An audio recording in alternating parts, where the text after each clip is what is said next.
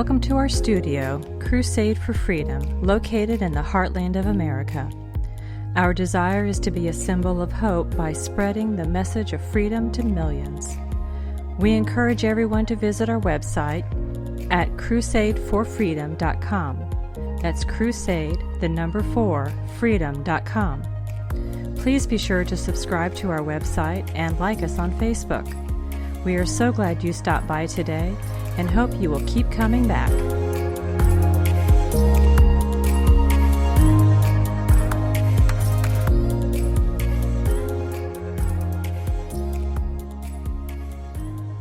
Welcome back, everyone. Tonight I wanted to check in real quick and read an article dated March 21st, 2017 by the Daily Caller. It is titled Hillary's Hypersonic Missile Gap by Diana West. Starting in May 2010, the Washington Examiner reported, drawing on emails obtained by Citizens United, Clinton Foundation staff pushed Hillary Clinton's State Department to approve a meeting between Bill Clinton and a powerful Russian oligarch as her agency lined up investors for a project under his purview.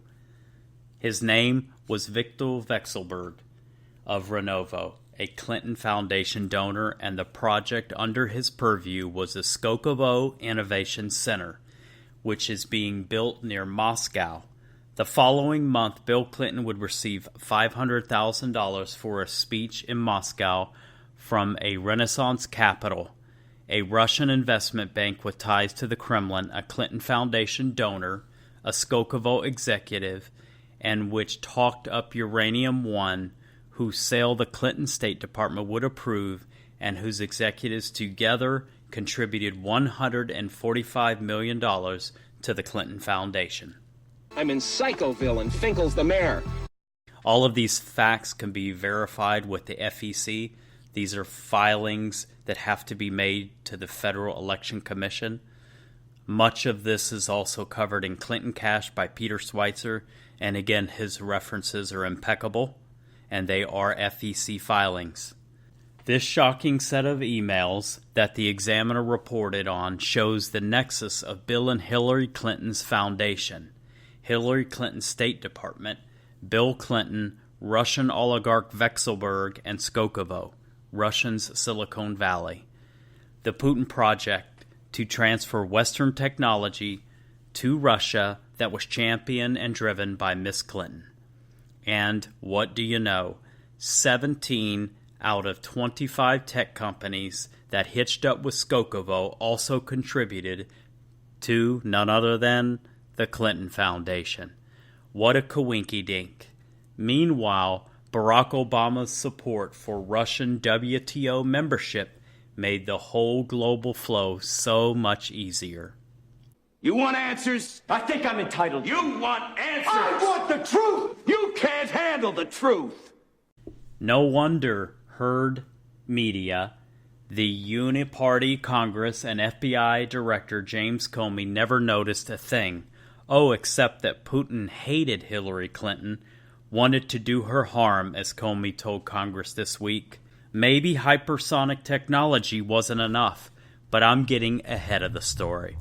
Let's pick up with an Army report on Skolkovo written in 2012, released in 2013, to assess the implications for U.S. policymakers. Although military activities are not an official cluster of activity, the Skolkovo Foundation was, in fact, involved in defense-related activities since December 2011, when it approved the first weapons-related project, the development of a hypersonic cruise missile engine. The project is a response to the U.S. Department of Defense's Advanced Hypersonic Weapon, part of the Prompt Global Strike program. Fast forward to November 2016, shortly after Donald Trump was elected president, when the U.S. Air Force released a report on No Way, the Russian and Chinese hypersonic missile threat to the United States. Things that make you go, It stated, the United States is vulnerable to future attack by hypersonic missiles from China and Russia, and is falling behind in the technology race to develop both defensive and offensive high-speed maneuvering arms, according to a new Air Force study. The People's Republic of China and the Russian Federation are already flight testing high-speed maneuvering weapons that may endanger both forward-deployed U.S. forces and even the continental United States itself, an executive summary of the report says. These weapons appear to operate in regimes of speed and altitude with maneuverability that could frustrate existing missile defense constructs and weapons capabilities. In a functioning democratic republic, the executive branch decisions and procedures and corruption that led to this defense cataclysm would actually alarm security officials, lawmakers, and even arouse media curiosity, if nothing else.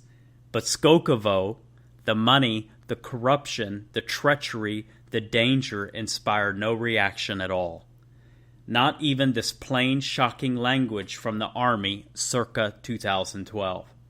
Skolkovo, in an ambitious enterprise aiming to promote technology transfer generally by inbound direct investment and occasionally through selected acquisitions. As such, Skolkovo is arguably an overt alternative to clandestine industrial espionage, with the additional distinction that it can achieve such a transfer on a much larger scale and more efficiently.